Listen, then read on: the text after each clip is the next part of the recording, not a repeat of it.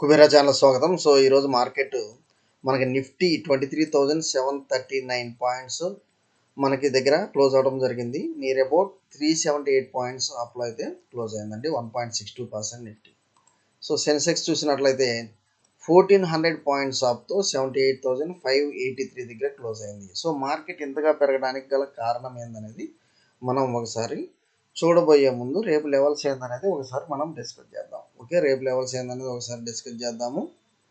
And మనకి మేజర్గా మనకి ఇక్కడ ఆప్షన్ చైన్ డేటా వెళ్దామండి. 23,739 దగ్గర మనకు క్లోజ్ అవడం చూస్తున్నాము. సో నేను అప్ సైడ్ ఈ 23,800 అనేది ఎప్పుడైతే బ్రేక్ అయిందో నేను ఇమీడియట్గా 24,000కి వెళ్తున్నాను. టార్గెట్ 2,07,953 ఓఐ అనేది ఇక్కడ కాల్ సైడ్ బిల్డ్ అయింది. లేదు డౌన్ సైడ్ అయితే మాత్రం ఈ 23,700 ఇది చూడండి. 23,700 మనకి క్రాస్ అవుతూ ఉంటే నేను అప్పుడు అగ్రెసివ్ సెల్లింగ్ అయితే వెళ్ళనండి. కాకపోతే నాకు 23,600 ఎప్పుడైతే రీచ్ అయ్యిందో 23,600 ఎప్పుడైతే రీచ్ అయ్యిందో అప్పుడు నేను ఇమీడియట్గా 100 పాయింట్స్ ఈ 23,500 దాకా ఈ 100 పాయింట్స్ క్యాచ్ చేయడానికి చూస్తాను. ఓకే, సో డౌన్ సైడ్ నాకు 23,600 ఎప్పుడైతే బ్రేక్ అయిందో ఇమీడియట్గా నేను 100 పాయింట్స్ క్యాచ్ చేస్తాను. అప్ సైడ్ అయితే మాత్రం 23,800 ఎప్పుడైతే బ్రేక్ అయిందో నేను 200 పాయింట్స్. సో పై అప్ సైడ్ నేను 200 points target, down side 100 points target అయితే పెట్టుకుంటున్నాను నిఫ్టీకి. ఓకే, అండ్ బ్యాంక్ నిఫ్టీ ఒకసారి చూస్తాను. సో బ్యాంక్ నిఫ్టీ చూసినట్లయితే మనకి లెవెల్స్ వచ్చేసి నాకు 50,200 అనేది నేను మీకు 15 మినిట్స్ క్యాండిల్కి వెళ్దాము. సో 15 మినిట్స్ క్యాండిల్ వెళ్దామండి. 15 మినిట్స్ క్యాండిల్ వెళ్ళి మనకి బ్యాంక్ నిఫ్టీ ఎలా ట్రేడ్ చేయాలో చూద్దాము. నేను ఇది వచ్చేసి మేజర్ రెసిస్టెన్స్కి ఇక్కడ చూస్తున్నాను. సో ఈరోజు హై ఏదైతే ఉందో 50,200 అది మేజర్ రెసిస్టెన్స్గా తీసుకుని రేపు నేను సెల్లింగ్ సైడ్కి వెళ్తాను బ్యాంక్ నిఫ్టీ. ఓకే, ఎందుకంటే నాకు ఇది ఈఎంఏ చార్ట్ ఇక్కడ బ్రేక్ అయ్యే ఛాన్స్ అయితే కనిపిస్తుంది. ఈఎంఏ చార్ట్ నాకు బ్రేక్ అయ్యే ఛాన్స్ అయితే కనిపిస్తుంది. అందువల్ల నేను సెల్లింగ్కి వెళ్తాను. అండ్ ఇది 49,880 లెవెల్స్ అయితే నేను టార్గెట్ అయితే పెట్టుకుంటున్నాను. First target down side. లేదు మనకి అప్ సైడ్ అయితే మాత్రం నేను ఈ 50,000 సో ఈ 50,250 లెవెల్స్ ఈ 50,250 లెవెల్స్ నాకు ఎప్పుడైతే ఇది చూడండి మనకి అప్ సైడ్ వచ్చేసి 50,250 లెవెల్స్ ఎప్పుడైతే అప్ సైడ్ బ్రేక్ అవుతుందో అప్పుడు నేను పైకి 50,500 50,800 లెవెల్స్ అయితే చూస్తున్నాను. సో ఏదేమైనా మనకి స్టాప్ లాస్ అనేది మీరు జాగ్రత్తగా అయితే మెయింటైన్ అయితే చేసుకోండి. ఓకే, ఎందుకంటే ఇది ఏబీసీ ప్యాటర్న్. నాకు అప్ సైడ్ బ్రేక్ అయితే మాత్రం నేను 50,250 దగ్గర బయింగ్కి వెళ్తాను. లేదు మనకి ఈఎంఐ చార్ట్ ద్వారా డౌన్ సైడ్ బ్రేక్ అయితే మాత్రం నేను ఈ యొక్క స్టాప్ లాస్తో నేను డౌన్ సైడ్ ఎంట్రీ తీసుకుంటాను.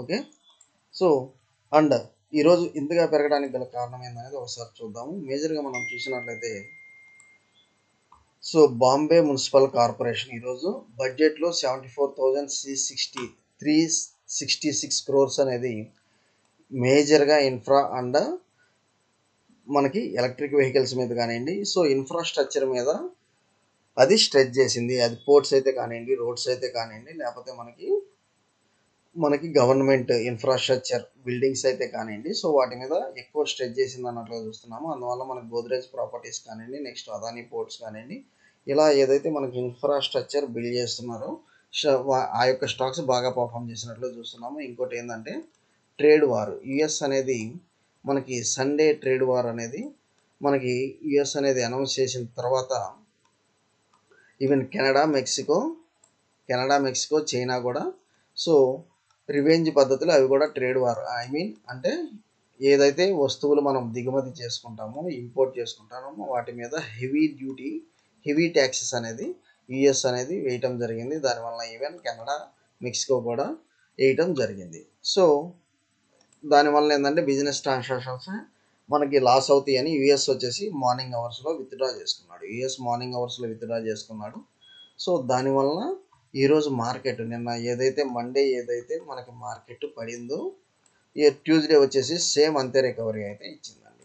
ఓకే, అంతే రికవరీ అయితే ఇచ్చింది. సో అందువల్ల ఏంటంటే ఒకటి ఈ BMC Bombay municipal corporation budget on infra and ఇంకోటి వచ్చేసి మనకి యుఎస్ యొక్క మనకి ట్రేడ్ వార్ నుంచి మనము బయటకు వస్తున్నాం అన్నట్లుగా యుఎస్ ట్రంప్ అనేది డిక్లేర్ చేయడం వల్ల ఈ రెండు వచ్చేసి మనకి పాజిటివ్ ఇంపాక్ట్ అయితే అయినాయి. సో రేపు అది క్యారీ అవ్వచ్చా లేదా అనేది మన లెవెల్స్ చూడండి. కాకపోతే ఇంకోటి ఏంటంటే మనకి ఆర్బీఐ మీట్ అనేది ఉంది. మానిటరీ పాలసీ కమిటీ మీటింగ్ అనేది ఉంది 567. సో మనకి లాస్ట్ డే నాడు పాలసీ, సో మానిటరీ పాలసీ అనేది అనౌన్స్ చేస్తారు కాబట్టి సో ఆ రోజు అయితే మనకి హెడ్జింగ్ స్ట్రాటజీ ద్వారా చేస్తాము. కాకపోతే ఈ 2 డేస్ అయితే కొంత హెవీ వాలటిలిటీ అయితే ఉంటుంది. సో రేపు ఎల్లుండి కొంచెం వాలటిలిటీ అయితే ఉంటుందండి.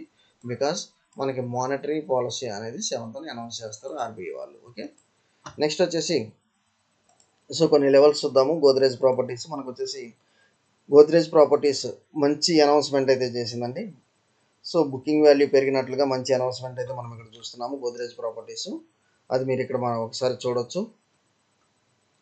And company has also achieved 71% of annual guidance అన్నట్లుగా మనం ఇక్కడ చూస్తున్నాము. 71% ఆఫ్ యాన్యువల్ గైడెన్స్ అన్నట్లుగా మనం ఇక్కడ చూస్తున్నాము. అండ్ బుకింగ్ వాల్యూ ఏదైతే ఉందో, సో బుకింగ్ వాల్యూ ఏదైతే ఉందో మనకు వచ్చేసి 5% ఇయర్ ఆన్ ఇయర్ గ్రోత్ అన్నట్లుగా కూడా మనం ఇక్కడ కనిపిస్తుంది. So 5% year on year growth అన్నట్లుగా కూడా మనం ఇక్కడ కనిపిస్తుంది. నెక్స్ట్ వచ్చేసి నేను గోద్రేజ్ ప్రాపర్టీస్ మీద అయితే బుల్లిష్ సైడ్ అయితే ఉన్నానండి. Next Vishal mega mart. So ఇది వచ్చేసి దీని యొక్క మనకి సిఏజిఆర్ చూసినట్లయితే ఈ Q3 చూసినట్లయితే 27.5% అనేది మనకి ఓవరాల్ ఫైనాన్షియల్ ఇయర్లో strong expansion and higher same store sales growth అన్నట్టుగా మనం ఇక్కడ చూస్తున్నాము. విశాల్ మెగా మార్ట్ అనేది ఈరోజు చాలా బాగా పర్ఫామ్ చేసింది, అప్పర్ సర్క్యూట్ అయితే అయింది. సో టాటా పవర్ వచ్చేసి నా ఫేవరెట్ స్టాక్ అండి. ఇది మనకు ప్రాఫిట్ ఆఫ్టర్ ట్యాక్స్ 8% అనేది ఇక్కడ పెరగడం చూస్తున్నాము. సో ప్రాఫిట్ ఆఫ్టర్ ట్యాక్స్ మనకి 8% అనేది మనం పెరగడం చూస్తున్నాము. స్టిల్ వచ్చేసి ఇది చాలా మనకి మంచి కరెక్షన్ అయితే అయింది. నేను వచ్చేసి దీని మీద మంచి పాజిటివ్ ఒపీనియన్తో అయినా ఉన్నానండి ఈరోజు కూడా. ఓకే, సో నెక్స్ట్ వచ్చేసి ఏషియన్ పెయింట్స్ ఎవరైతే హోల్డ్ చేస్తున్నారో అది ఇక్కడ మనం చూడాలి. ప్రాఫిట్ బాగా పడింది, ఈవెన్ ఎస్టిమేట్స్ కూడా రీచ్ అవ్వలేదు అన్నట్లు ఇస్తున్నారు. సో కొంత నెగిటివ్ ఇంపాక్ట్ అయితే మనకి షేర్స్ మీద దీని మీద ఉండొచ్చు. ఓకే, దీని మీద అయితే ఉండొచ్చు, అది మీరు ఒకసారి చూద్దాము. కొన్ని షేర్స్ అయితే మనం ఇక్కడ అబ్జర్వ్ చేద్దామండి. మేజర్గా వచ్చేసి నేను మీకు దివీస్, సో మేజర్గా వచ్చేసి 1-2 స్టాక్స్ నేను వచ్చేసి మీకు ఇక్కడ చెప్దాం అనుకుంటున్నాను. అందులో ఒకటి టాటా పవర్ వచ్చేసి నేను ఇమీడియట్గా బై అయితే తీసుకుంటానండి, టాటా పవర్. అండ్ నెక్స్ట్ వచ్చేసి దివీస్ అనేది మీకు చెప్దాం అనుకుంటున్నాను. ఎందుకంటే దివీస్ వచ్చేసి మనకి చాలా రోజుల తర్వాత మనకి మూమెంటం అనేది స్టార్ట్ అయింది అగైన్. ఎందుకంటే మనకు వచ్చేసి క్వార్టర్లీ రిజల్ట్స్ అయితే చాలా బాగా ఇచ్చారు అన్నట్లుగా మనం ఇక్కడ చూస్తున్నాము. అండ్ ఒకసారి మనం డే క్యాండిల్లో చూసినట్లయితే మనకి ఆల్ టైమ్ హైలో చూసినట్లయితే ఆల్ టైమ్ హైకి ఇప్పటికి చాలా గ్యాప్ అయితే మనకి కనిపిస్తుంది, కొంత గ్యాప్ అయితే కనిపిస్తుంది. సో ఇంకో 300 పాయింట్స్, ఈ 300 పాయింట్స్ కూడా రీచ్ అయ్యి మనకి నెక్స్ట్ టార్గెట్ 7500 దాకా వెళ్ళే ఛాన్స్ అయితే మనకు కనిపిస్తుంది. సో 7500 టార్గెట్స్ అయితే నేనైతే తీసుకుంటున్నాను దివి ల్యాబ్స్లో. అండ్ ఎవరైతే దివి ల్యాబ్స్ ఒకవేళ స్టాక్ అయితే మనకి ఆప్షన్ ట్రేడింగ్ చేయాలనుకుంటున్నారో కాల్ ఆప్షన్ అయితే మీరు బై చేసుకోవచ్చు. ఓకే, సో మనకి ఆల్ టైమ్ హై వచ్చేసి 6300 కనిపిస్తుంది. ఈ ఫ్రెష్ లెవెల్స్ అయితే మనకి బ్రేక్ అయితే చేస్తుంది. ఈ ఫ్రెష్ లెవెల్స్ అయితే దివి ల్యాబ్స్ అయితే, ఎందుకంటే మార్కెట్కి సంబంధం లేకుండా దివి ల్యాబ్స్ మూమెంటం అయితే ఉంటుంది, మార్కెట్కి సంబంధం లేకుండా దివి ల్యాబ్స్ మూమెంటం అయితే ఉంటుంది. ఈ విశాల్ మెగా మార్ట్ మనకి ఐపీఓ లిస్టింగ్ ప్రైస్ నుంచి బాగా మూమెంటం అయితే వచ్చింది లాస్ట్ కొన్ని సెషన్స్ నుంచి. ఓకే, లాస్ట్ కొన్ని సెషన్స్ వచ్చింది. అండ్ మోర్ ఓవర్ కన్జ్యూమబుల్స్ మీద మనకి గవర్నమెంట్ ఆఫ్ ఇండియా మొన్న సీతారామన్ గారు మంచి అనౌన్స్మెంట్ అయితే ఇచ్చారు, సో ట్యాక్సెస్ రూపంలో. అందువల్ల ఏంటంటే ఈ కన్జ్యూమర్ స్టాక్స్ వచ్చేసి కొన్ని బాగా పెరిగే ఛాన్స్ అయితే కనిపిస్తుంది, అది మీరు ఒకసారి గమనించవచ్చు. ఓకే, సో మేజర్గా నేను వచ్చేసి దివి ల్యాబ్స్ అండ్ ఈ Tata power next Godrej properties మీద నేను పాజిటివ్ ఒపీనియన్తో ఉన్నాను. థ్యాంక్ యూ అండి. Follow for important updates Kubera channel.